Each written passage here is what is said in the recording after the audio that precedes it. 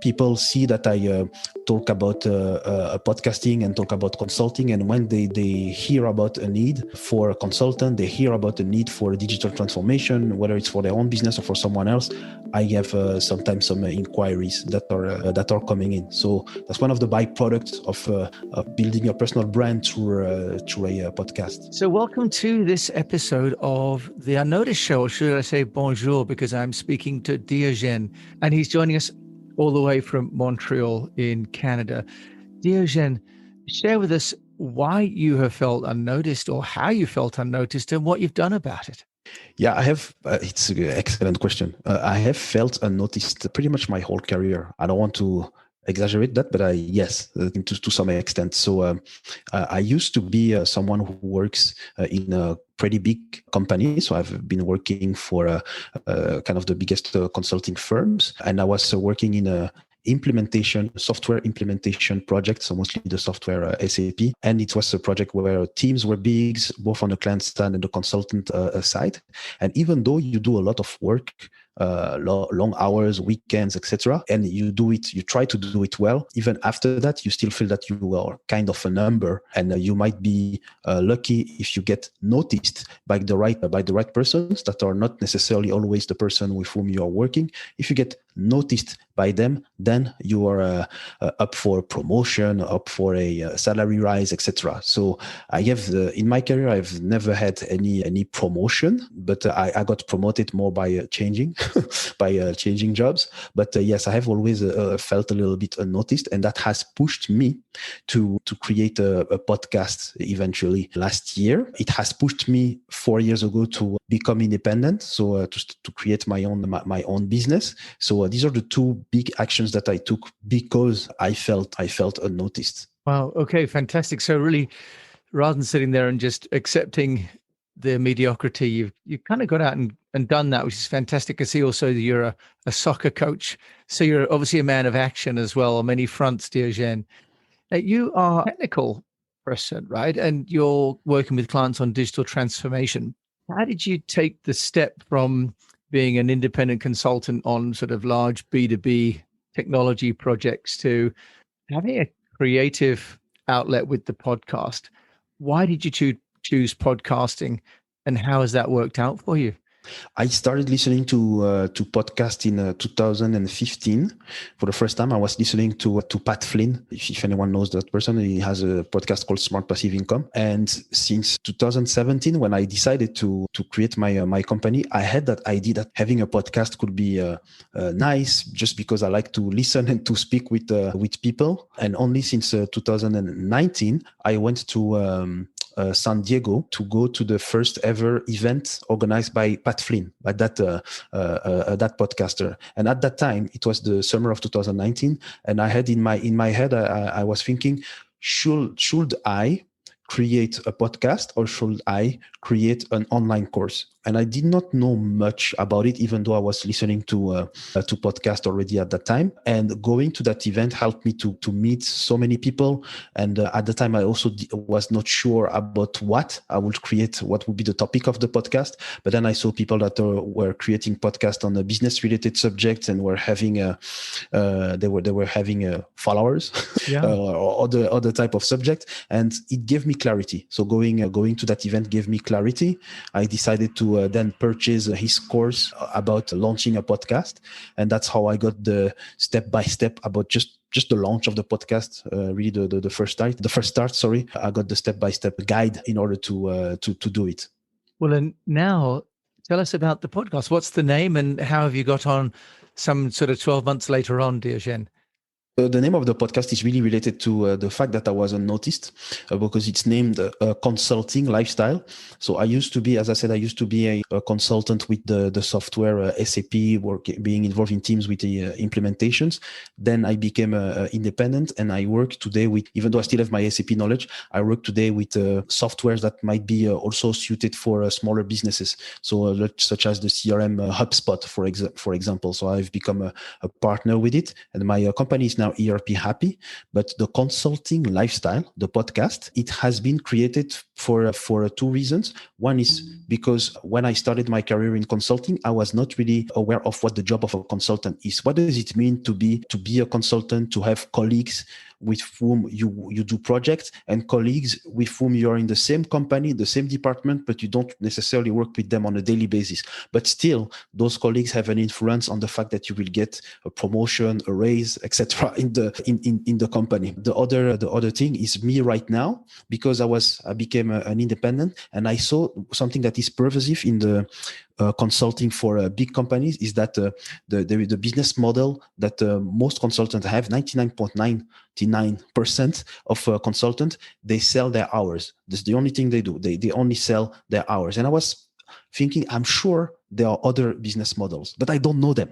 So I used the podcast to get extremely talented, unconventional guests, and by having them, I understand some other business models do exist, and this is something that I try then to implement and apply in my own business. So consulting lifestyle is really consulting the knowledge, and lifestyle means you decide which lifestyle you want to have, and then you build a consulting business around it. Very nice. And you've published over 80 episodes now. I can see in the production value and the show notes are really fantastic. Are you doing it all on your own, or are you working with a production partner, virtual assistants? How are you getting it all done? That's a very important subject. So when I started, I was doing almost everything on my own besides the graphics. So first, there was always three phases: pre-recording, the recording, and then post-recording. So pre-recording is really looking after trying to get guests. So I was finding guests on LinkedIn, in my own network, on some Facebook groups, and I will be reaching out to the person and get them as guests. So I was pretty lucky with it. I could find pretty quickly a guest. Then it was the making sure that I send them the proper information. So I'm using a calendar tool in order to secure the guest. So I use Calendly, and on Calendly, I already gather a bit of information that will help the flow of the conversation, and that will also help them to understand what type of conversation we will have. I never send questions, but I send subjects, because it's like what we are doing right now. It's a conversation. It's not completely scripted. So first, then I have the Calendly. It helps them to choose when they want to have the interview. Then we do the interview, and I have used two different tools for interviewing. So I have used Zoom and Squadcast. From an audio perspective, I prefer Squadcast, but Squadcast at the time did not have a video.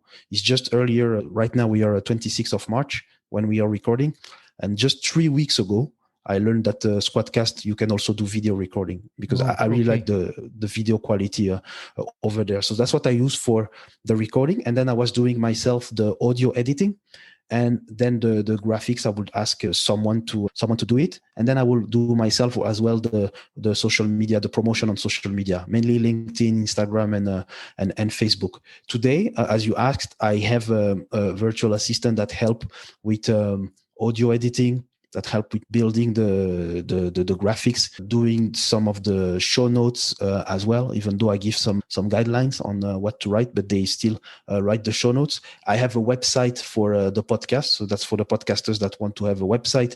So you have your host. I'm hosted by Buzzsprout, and then you have to put your information from Buzzsprout also onto the website and create a new post, and that new post is used for promotion on social media.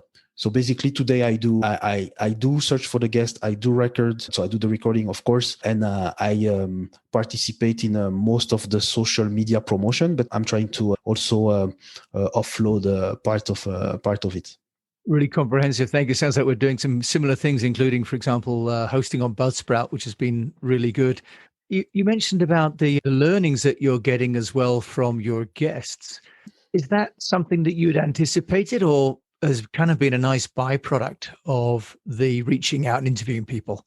I anticipated it, because I could see sometimes when a person is active on LinkedIn, or they also have.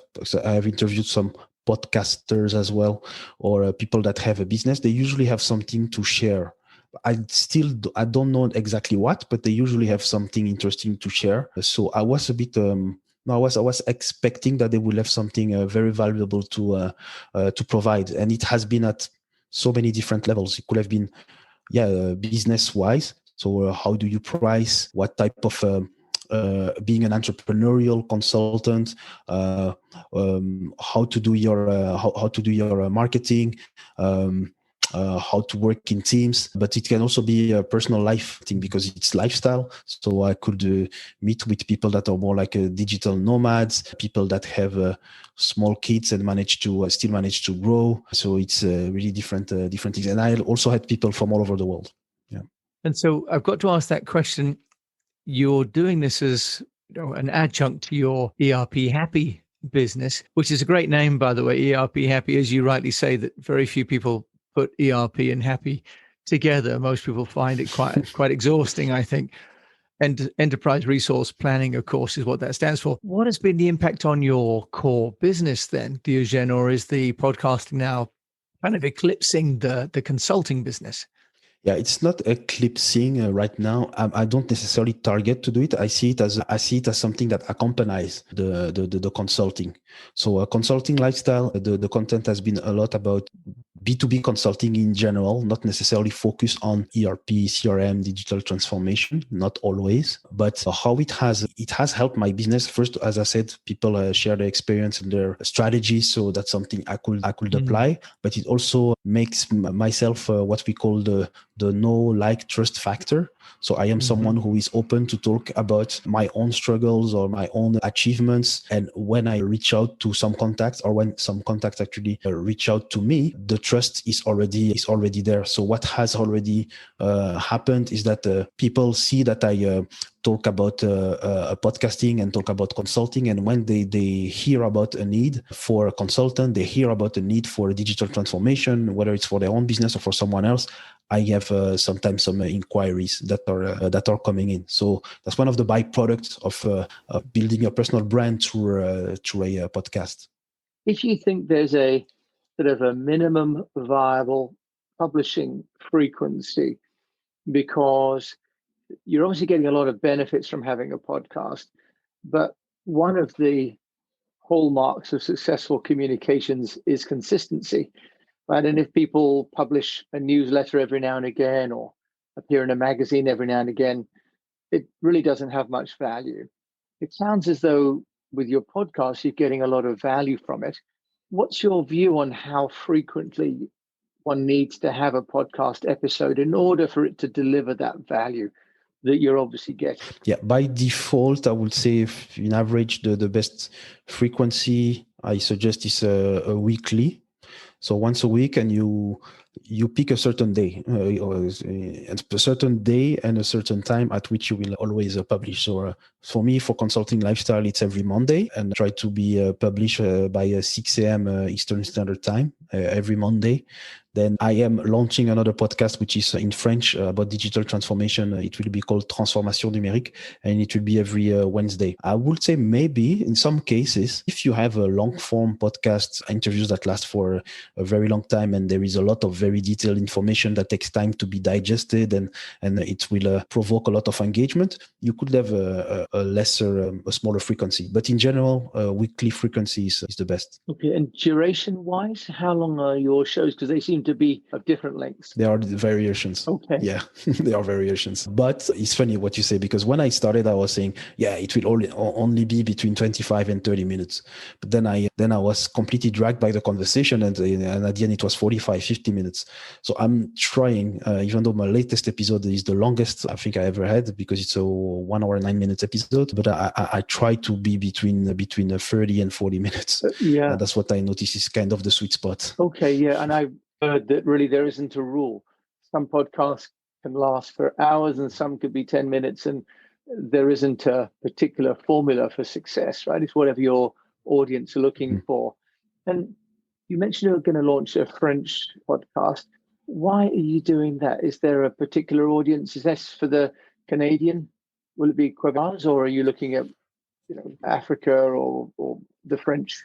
Yeah, speaking the world. French-speaking world in general. So there is French-speaking Canada, Quebec, and the French-speaking Canadian outside of Quebec. There is Europe, the French-speaking countries in Europe, Belgium, Switzerland, France, and maybe I forget some others. And then in Africa, there are a lot of Francophone French-speaking countries. And sometimes, even though I have a podcast that is in English, I had some private messages or questions from French speakers not want to talk so then I was thinking, maybe there is something to do with it. And the other thing is, yes, it's also linked directly also to my business activities, in which I'm working also with sometimes French speaking customers. They don't always speak English themselves, so I do think that it makes sense.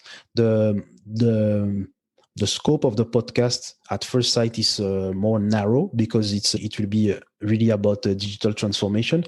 But within digital transformation, there is already so much that can be said. Yeah, that's really good. Of course, in Vietnam, people speak French as well, right? And in terms of time, how much time would you say you're putting into each episode each week? Because you're doing a lot of work, but you're outsourcing, Diogen. So just share with us, because time is money as well. Exactly. So I used to put, when I started, I used to put too much work, but I wanted to understand the whole chain of what has to be done. That's also maybe, and then for me, it was easier to outsource. But at the moment, if I count recording, the logistics, etc., I would say half a day. It can take up to 4 hours, but I really want to reduce it to practically just do recording, a bit of research of the guest, but then recording, putting the files where they have to be, and normally it should be it. But at the moment, for every episode, when I count the effort of putting the social media promotion together, so it could be, maybe half a day is too much, but closer to 3 hours, I think. Yeah, I think that what I'm finding is it can take as much time as you'd like to give it. There's no end to what else could be done. And in terms of one piece of advice that you would give somebody that's feeling unnoticed and is a consultant somewhere buried away, maybe breaking out into their own, what advice would you give? Would it be podcasting, or would you say do newsletters instead, or what would you say has been the best thing that you've done? The very first thing would be to network before even first, because saying podcast or write emails or make videos, it's up to the individual. What are they comfortable with? How do they think that they can share their message or their story? So it's really up to anyone. However, one thing that they have to do, whichever way, is networking. I think LinkedIn is great for professional and B2B people. So network with as many people in your niche, or the niche you want to recreate, as possible. I think that's the most important. Then, do you want to share your message in text, audio, video, Clubhouse, whatever you decide how you want to do it. I love podcasting in general, so to me, I'm very comfortable doing it. But the most important, I think, is to network, to fire off receive ideas, suggest your ideas, share your story, and then you see how your voice can increase. But definitely, if you want to make it, how can I say that? There are less constraints with doing an audio than doing a video, and also the audio consumption is a consumption that is long. People are consuming a podcast episode for a lot of minutes. People are consuming videos for seconds. YouTube videos may be a bit longer, but now it's really the short form videos. People are writing or reading your blog posts.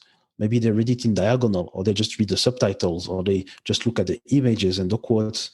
So podcast is maybe the media to which you get the most focused attention from people, because they can listen to a whole podcast for 30 minutes, for an hour, while they are washing the dishes or while they are doing sports, but still they have listened to you during all that time. Diogen, thank you for sharing. If people want to find out more about you and your lifestyle consulting, where can they go?